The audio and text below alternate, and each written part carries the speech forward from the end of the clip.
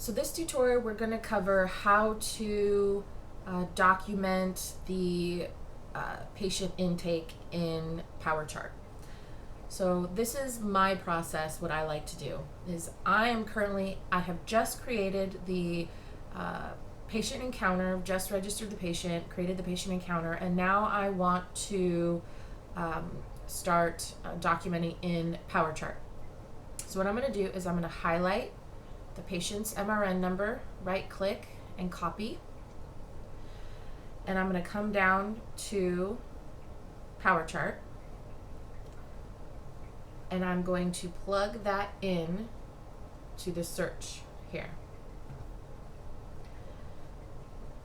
And I will hit search.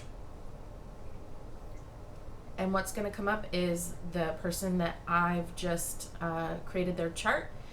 And I'm going to assign my relationship as the office clinic RN, and I'll hit OK.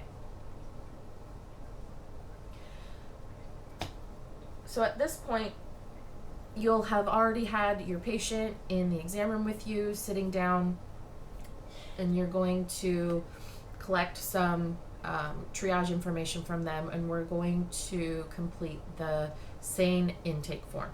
So go over here to the right.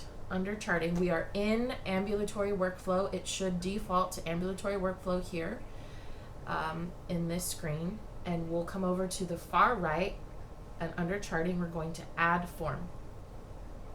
Now, when you do this, it's a good idea to add your information to your favorites by selecting the star. So we want to do the SANE medical intake. I also want to do a suicide screening.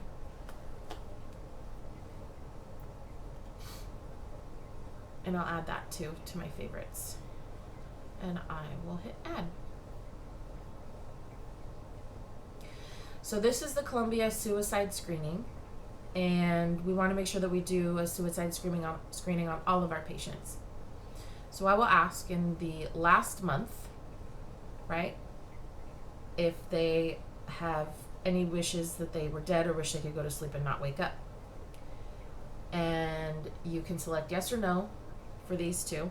If you select no for these two, it'll ask about any suicide attempts in their lifetime. And if they say yes, it'll ask if any of those attempts were in the last 3 months. And you can put yes or no. Okay? And this changes their suicide risk level. If they answer yes to any of these, to question number 2, it'll default you to ask questions 3, 4, and 5. And so you'll have to ask that. Regardless of how they answer, yes or no to any of these questions, the screening performed by will be ambulatory care, and it'll pull up this response protocol. You'll click on behavioral health referral, and you'll go to the return button. And then in the comments section, you'll say referred to Coalition for Family Harmony. Okay? If they are a high risk, we also want to document that law enforcement was notified of high risk result, or some similar documentation showing that you have notified law enforcement who are a crisis response team member of their screening results, so that they can determine if additional screening or assessment needs to be done. Okay, so once you've done that, you can select the checkbox and hit sign. So we'll hit yes. Oh, yes. All right, so we'll say no, no, and no to this, and then we'll hit the checkbox. Okay. Then the next thing that comes up is the medical intake form. Okay, we can do the documentation on this is just super basic. We want to include our vital signs, so we'll say 97.8, peripheral pulse was 60, 120/80. They have amazing blood pressure. Respiratory rate was 14. We want to document their height and weight. Measured, they were 153 centimeters and they weighed 90 kilograms, just for an example. Pain assessment.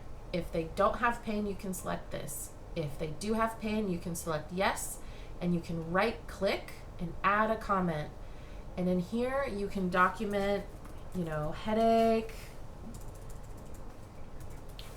7 out of 10, throbbing,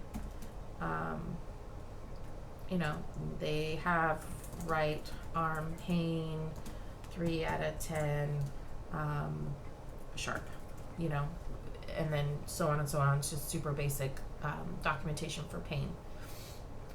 And then you'll come down here to medications and allergies. If they have any allergies, you can add allergies here, and it'll add what it is that they're allergic to.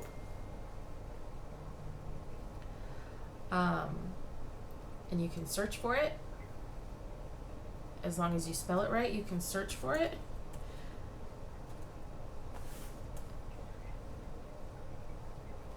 So you can say they're allergic to penicillin, and you can ask about the reaction, and they can say rash, or you can add a free text, which is here.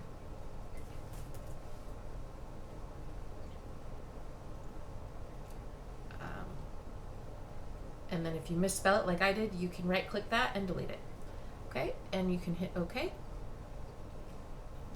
And you can also document the medications that they're taking. If they're taking any medications, you have to select document medication by history.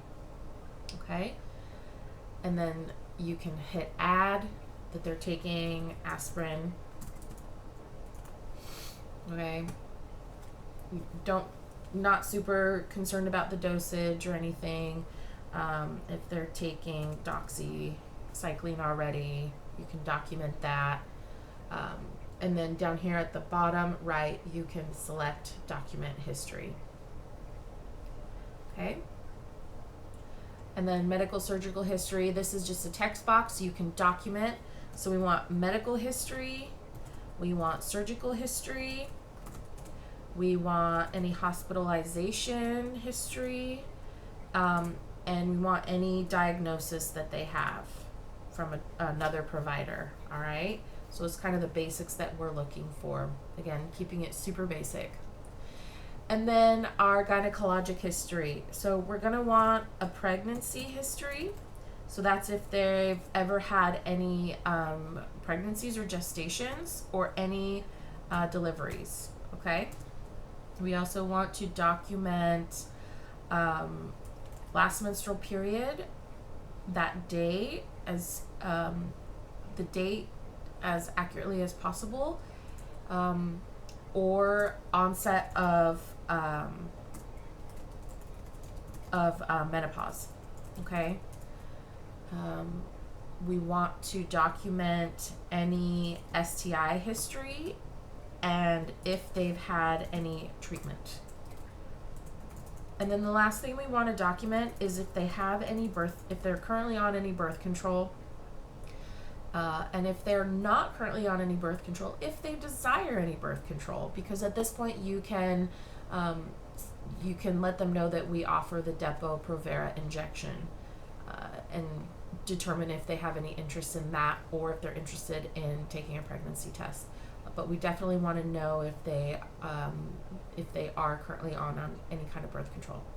So once you've documented that, you can sign the form.